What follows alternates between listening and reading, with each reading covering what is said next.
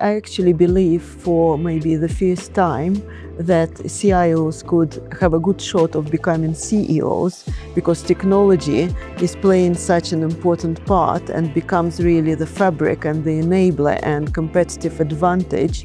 And companies using technology, people say AI, but I think technology in general properly and having the right engineering capability will have the advantage over those who are lagging or not investing or not having technology as an equal partner, at the very least, at the table.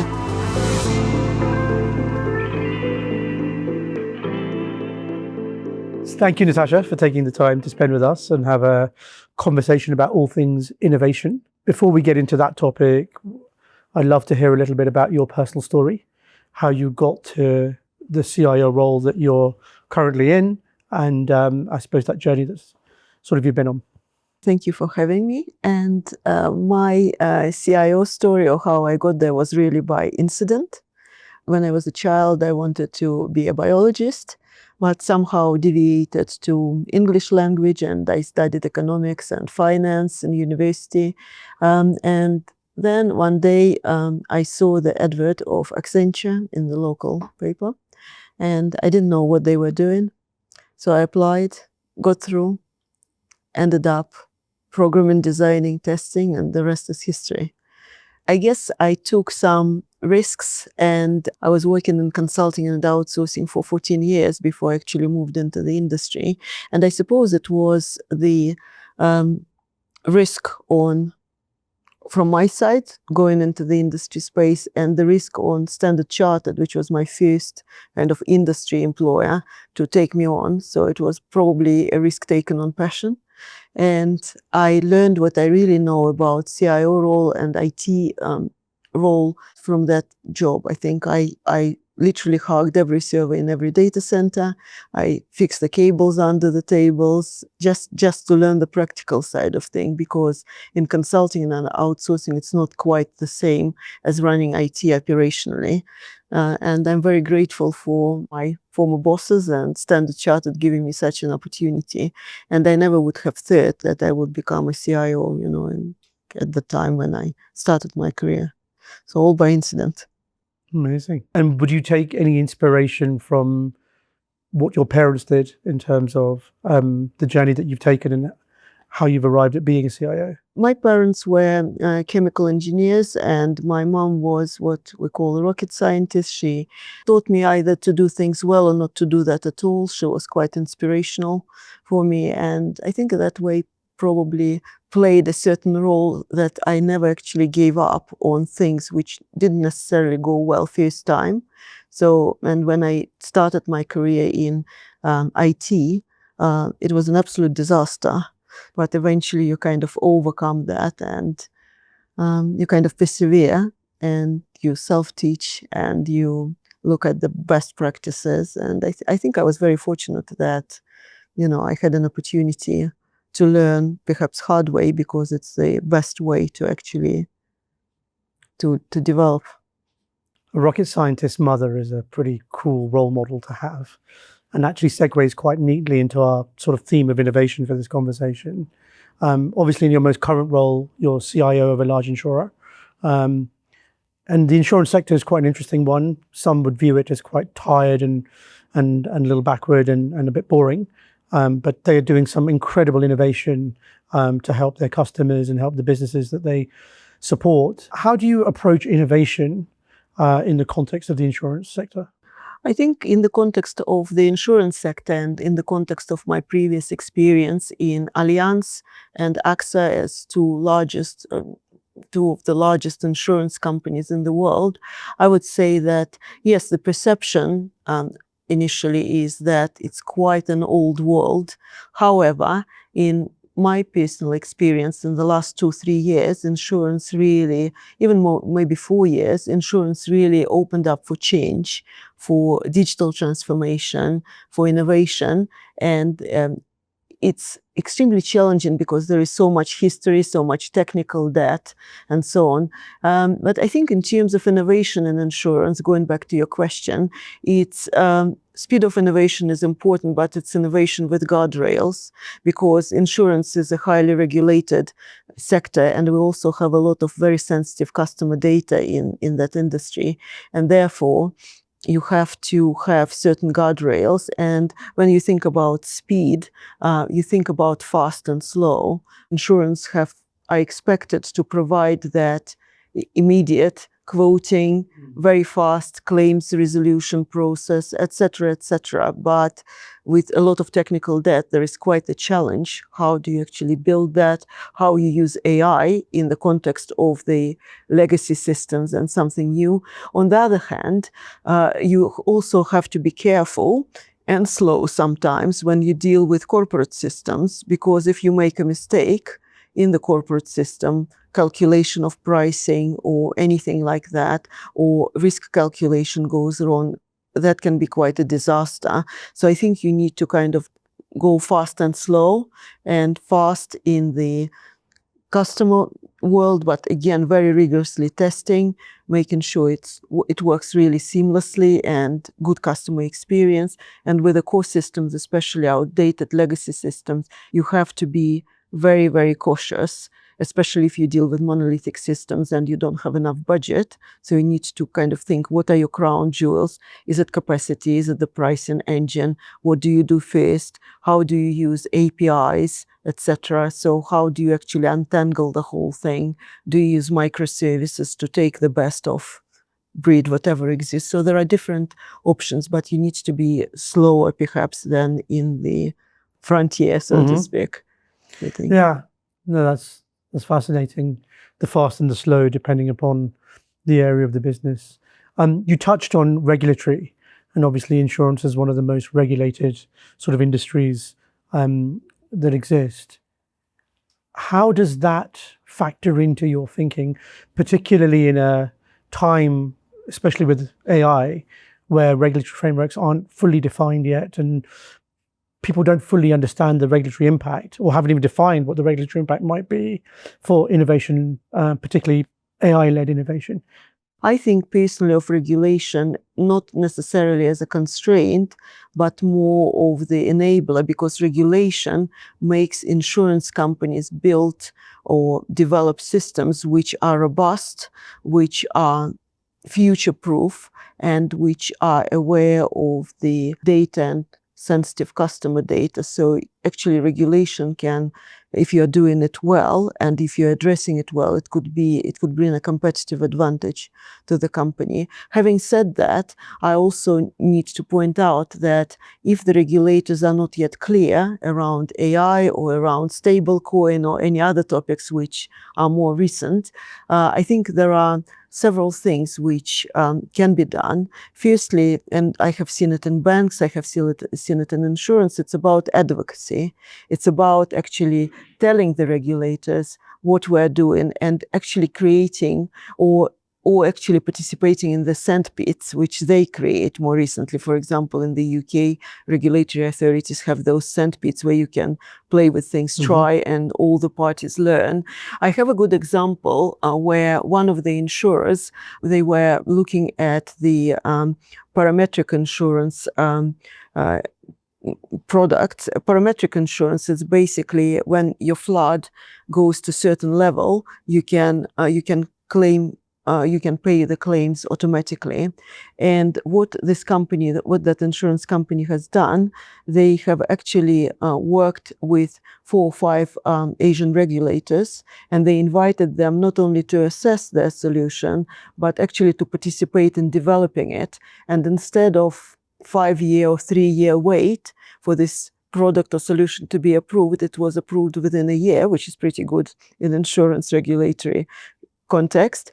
And the regulators actually said it's actually best practice for insurance industry of working with regulators when you actually work jointly much more closely and more cohesively.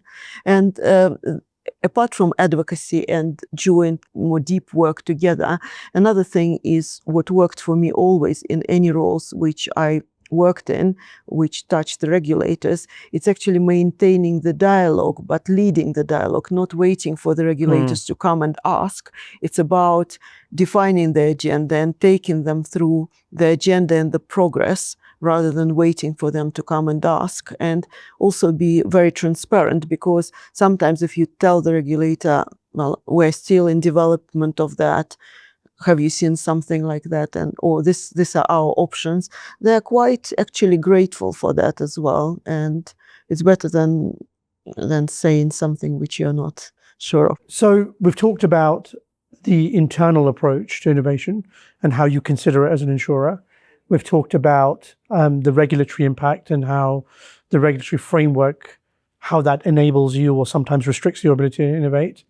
I'm interested in the drivers of innovation, right? So in my mind, there's probably two main reasons to materially make a change. One is because your customers are asking for it, or two, because your competition are already doing it and you don't want to be left behind. In your experience, which has been the most powerful driver of innovation out of those two examples? From CIO perspective, the main driver is always the customer. It's always the business strategy as well. And if the business strategy is to grow or become more profitable, be the best in the customer experience, for example, these are the drivers. The rest is pretty much as an enabler. Other drivers could be macroeconomics, as we have seen recently, like tariffs and so on. Strategically, you need first and foremost, you need to ensure that you have stable and secure foundation as far as your technology is concerned, including AI, by the way, and it takes time to figure it out. Secondly, on that foundation, you can standardize, you can automate, etc. And that's also quite an important layer. And the third one, when we go to innovation, I have to say that when I was a consultant, I was very passionate, very excited about innovation. But as a CIO, I can tell you that innovation is not a silver bullet. Mm-hmm. And from innovation perspective, you need to ensure that you have the environment which allows you to fail fast, to try and to fail fast, and what works well, actually you can scale it as well. So it's extremely important.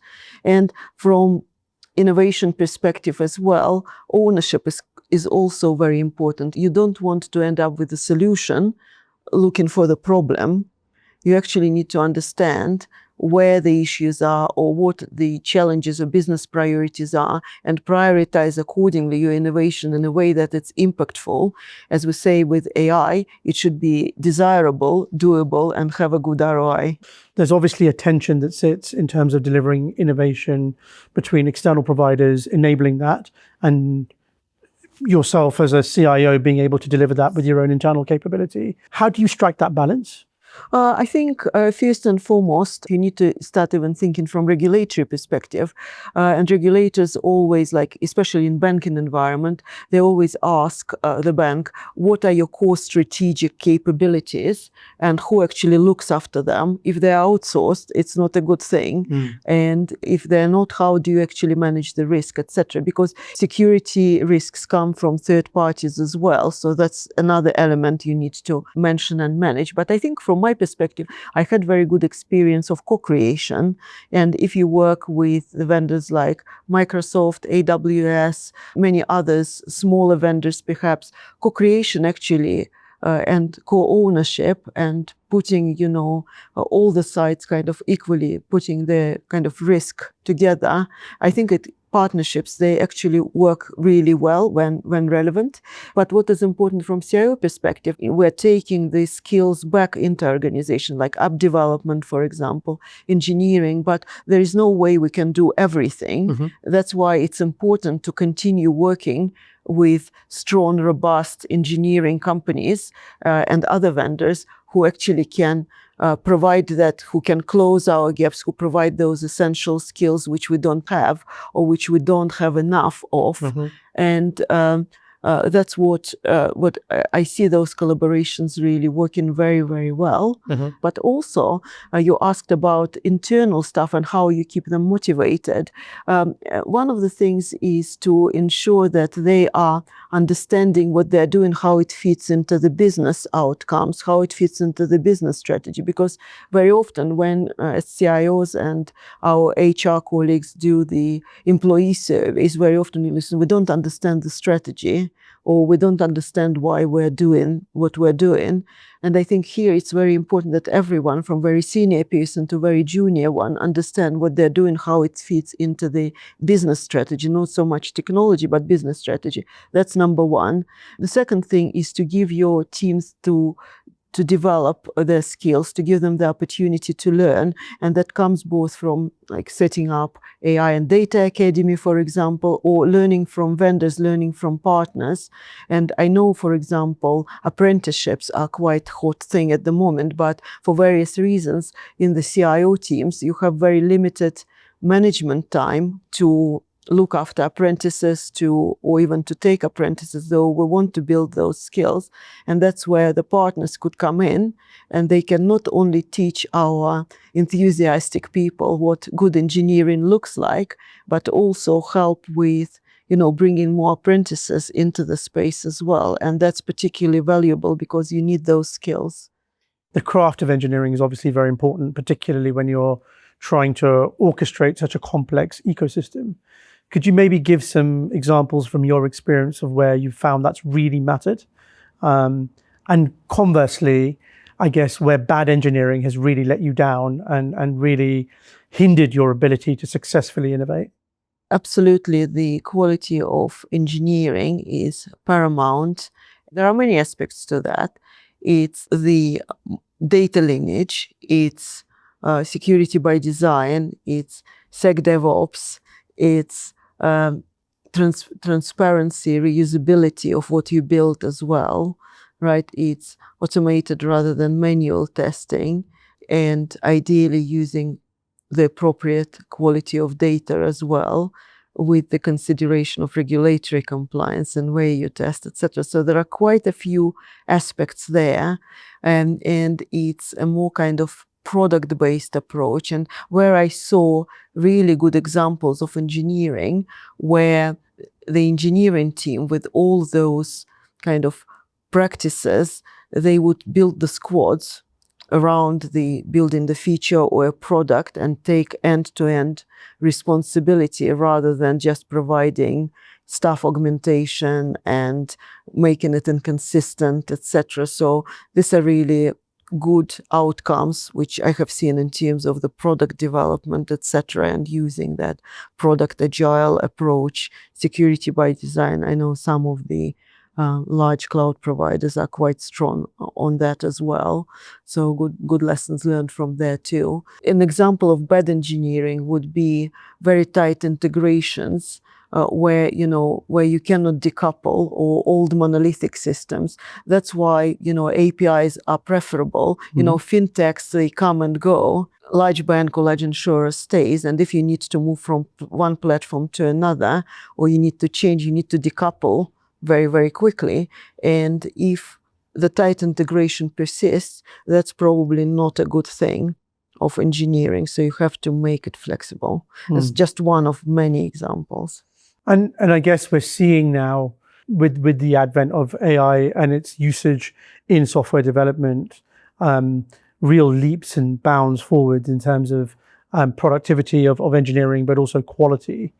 As a CIO, I guess, how are you balancing the value versus risk continuum when you're looking at deploying, some of these LLMs to support engineers that are working in projects that you're running? AI in development and testing is certainly helpful. We have seen in insurance industry and in general 30-40% increase in productivity. But having said that, especially in early days, we have seen not such a good quality as well. So the expertise is still, and oversight is still needed, especially if you are doing something bespoke, for example. There are quite a few companies now which provide tooling for automated testing. So that's pretty good. That also improves quality and productivity. But having said that, AI is an enabler at the moment rather than completely kind of replacing, because AI is a tool. It cannot replace good engineering. from my perspective, not at the moment. For me, AI is developing quite strongly. You can see a lot of productivity gains, but it's still early days. And what concerns me actually a little bit is that if junior developers rely on AI too much, we might lose the skills in engineering. And where do they come from? Like when the old engineers retire, what happens next? We will be as good as AI, right? So I think you need to kind of have the combination of good engineering and use an eye and tooling as the enabler for that. So can we just take that one step further? Because I agree with you. I think we're when the earliest phases of seeing the value, and you're right, it's an enabler, not a replacement. However, the speed at which AI is developing means that there's going to come a point where CIOs potentially will start to take the view that actually they need fewer and fewer developers in their organizations. They need more. Now, I could be wrong, and please do, challenge me on that if that's the case. What I'd almost like to understand, in your view, where do you see, the role of the engineer in the future when these LLMs becomes sufficiently capable of delivering high quality code that can work in production without any real intervention from a human engineer? I have to say two things.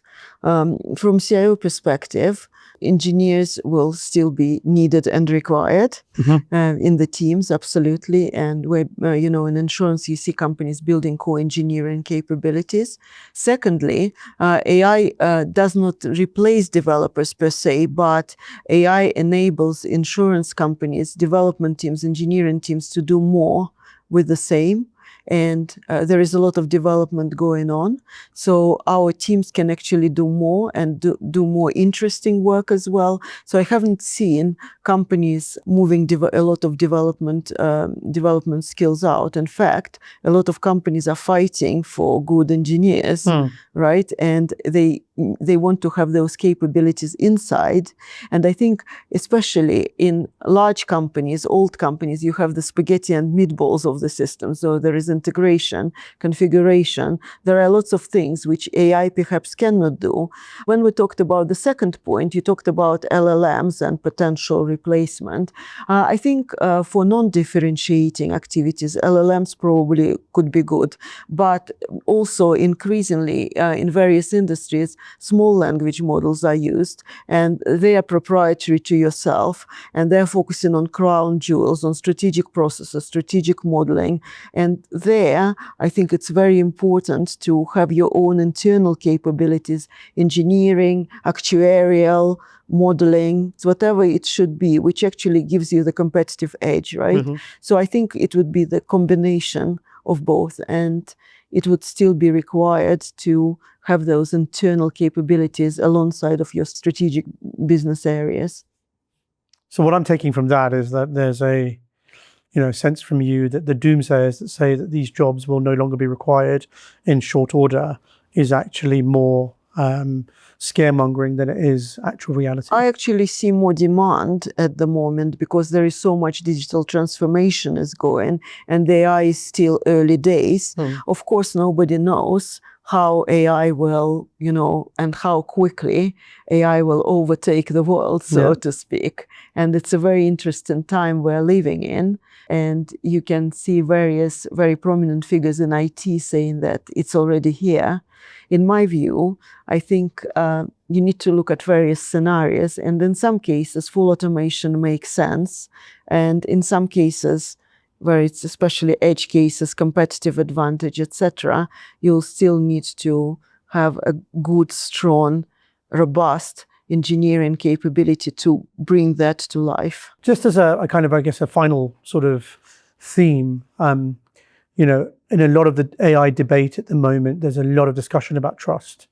And in the world that you're describing, particularly in a fully automated world, that requires, not just you, but your entire leadership at whichever sort of large organization you're at, to have trust that the fully automated process is delivering a trustworthy outcome. What's your view in terms of, I suppose, those kind of trust considerations? as we move to more and more of an automated world? Well, my view, I had quite a few information security roles as part of my role, so trust but verify. So that's my view. And I believe that automation absolutely is important. It improves productivity. It allows to focus on what really matters. On the other hand, the world is moving really, really fast, and what was relevant yesterday is not relevant today or tomorrow.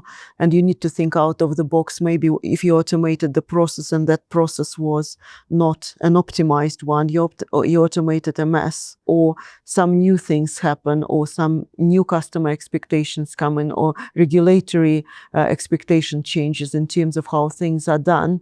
So I think it's important to have the right level of automation and what I call intelligent automation enabled by AI.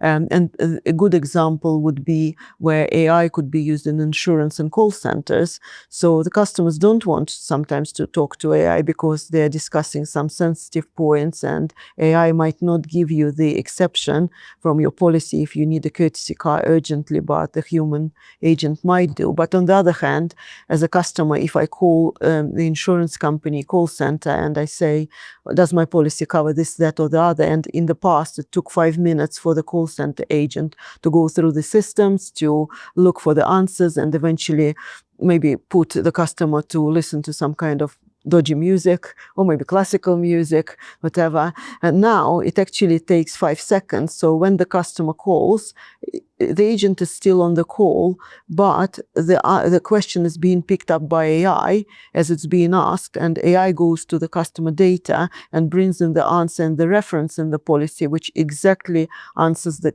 customer question in most of the times. And it's 5 minutes to 5 seconds, which is pretty impressive. Call center agents are very happy about that because they really can focus on customer and building customer relationship. Customer is happy because they're speaking to a human being and getting the answer very fast. It's just one of many examples where it makes sense. And in the background, AI will do call summarization. So the call center agent doesn't need to type everything in, etc. So there are true good use cases for this. But I think if you just focus on productivity only, it's probably not the best. You need to also focus whether it also gives you growth, whether it gives you customer satisfaction, whether you can look and improve your profitability or visibility in the market or whatever it is. So I think those cases are very, very important. But I think in many cases, we need to be aware that perhaps human interaction also plays a strategic important part. And I think by the speed the things are developing now, I think customers will be probably willing to pay premium for human interaction. Yeah, that's entirely possible, right? Yeah. You almost have to belong to the gold club in order to speak to a human, because everything else will be automated with machines. Just to finish up, you obviously have a long, distinguished career in technology. You've worked at some incredible organizations and done some amazing things. There will be a lot of people that will be stepping into that CIO role in the coming years, but at a time where technology advancement is so rapid. Do you have any pearls of wisdom that you would share with people that are intending to step into those roles as to the most effective way to navigate and be successful? And what makes me think of this is obviously the average tenure of a CIO at the moment is 2 to 3 years. The average the chief security officer is about 18 months, right? So people don't stay in these roles for very long. So what would be your, I suppose, pearls of wisdom to share with emerging leaders in technology as to how to best successfully navigate in this kind of rapidly changing world? Well, I actually believe for maybe the first time that CIOs could have a good shot of becoming CEOs, because technology is playing such an important part and becomes really the fabric and the enabler and competitive advantage. And companies using technology, people say AI, but I think technology in general properly and having the right engineering capability will have the advantage over those who are lagging or not investing or not having technology as an equal partner, at the very least, at the table. And I think my advice to people who would like to be CIOs well, think twice because it is not always a very grateful job, right? And you need to balance business as usual, keeping the lights on, and also how do you enable the business digital transformation. It's a balancing act. You need to be relevant. You always need to come from the business perspective, not from technology perspective, because very often senior stakeholders have the attention span of a flea, and you need to explain what is relevant to them in a few seconds, maybe in a few minutes, rather than going into a lot of technology. And I know technologies are very passionate to talk about technology, so don't do that. Lesson learned from my own experience. If you're aspiring to be the CIO, learn early what's important, get mentorship, get sponsorship, but most importantly, I think look beyond your immediate kind of field of work. I remember when I was in Deutsche Bank and I had my performance appraisal, I remember I was working my socks off and I got, okay, normal, like good performance. And I said, they said of my manager, how could you tell me that it's good? I was like, almost like killing myself, doing like working really hard. And he told me at the time, said, you need to look beyond your immediate field of work. You need to look from the company perspective. What might be priority for you might not be the priority for the company, and you need to challenge. You can also, and there's also a good lesson from Accenture early days. Don't come with the problem. Come with a problem, but with different solutions as well to this problem. And I think your career will advance. I became CIO really by incident, to be honest. And you never know where your career path will take you. But I think it's important to embrace the opportunities, to think above and beyond your kind of immediate field. Take like doing job well as a foundation, and tell people what you want to do. And I'm sure there will be people who will support, mentor, find the roles, remember about you at the time. So don't be shy. Thank you. It's a good note to finish on. Don't be shy. Thank you so much.